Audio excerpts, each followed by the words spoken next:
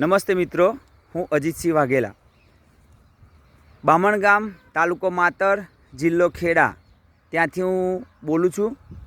અત્યારે ચોમાસાની સિઝન ગઈ, એમાં ખૂબ જ વરસાદના કારણે ખૂબ જ વરસાદનું પાણી અને એ પાણી આવવાના કારણે ઘણા બધા ખેડૂતોને ડાંગર કોહવાઈ ગઈ છે, નાશ પામી છે। હવે કેટલાક ખેડૂતોના જે ખેતર ગોરાડું જમીન છે અને જે ડાંગર બાકી છે, જે ડાંગર ઊભી છે, ત્યાં આગળ પાણીની ખૂબ જ જરૂરિયાત છે, પણ કેનાલમાં ખબર નથી કેમ પાણી છોડતા નથી। કેનાલમાં પાણી આવતું નથી, ખેતર તમે જોઈ શકો કોરી છે, પાણી ત્યાં આવતું નથી। એના કારણે ખેડૂતને અત્યારે ડાંગરનો પાક સુકાવા જઈ રહ્યો છે। તો મારી નમ્રભરી વિનંતી છે કે ગામ લોકો વતી હું બધાને જે અધિકારી છે એમને કહેવા માગું છું કે પાણી છોડે કેનાલમાં, અને આ ખેડૂતોની જે નુકસાન થાય છે એ નુકસાન ના થાય।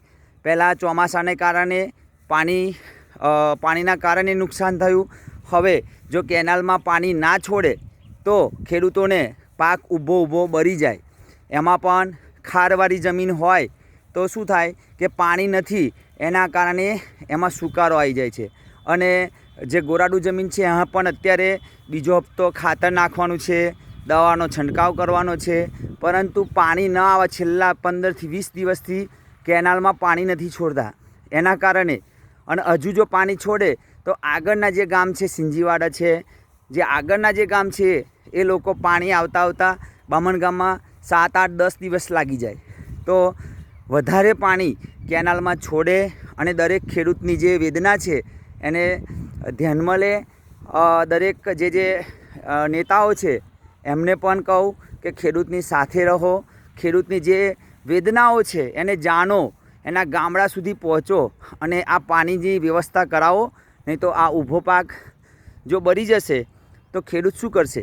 50% નુકસાન તો ઓલરેડી એમને પાણી ભરાવાના કારણે થઈ ગયું છે, અને હવે જે બાકી છે એ પાણી ના છોડવાના કારણે નુકસાન થઈ રહ્યું છે। તો હું દરેક અધિકારીશ્રીને કહેવા માગું છું કે બામણગામ, તાલુકો માતર, જિલ્લો ખેડા, એની કેનાલમાં પાણી છોડે, વહેલી તકે પાણી છોડે, જેથી ખેડૂતોને નુકસાનીનો વારો ના આવે અને એનો પાક થાય। તો એને જે ડાંગર એને વાવી છે તો એમાં સારું એવું વળતર મળે, બાકી ડાંગરનો પાક સુકાઈ જશે। એટલે નમ્ર છે કે જલ્દી તકે પાણી છોડે। જય સ્વામિનારાયણ।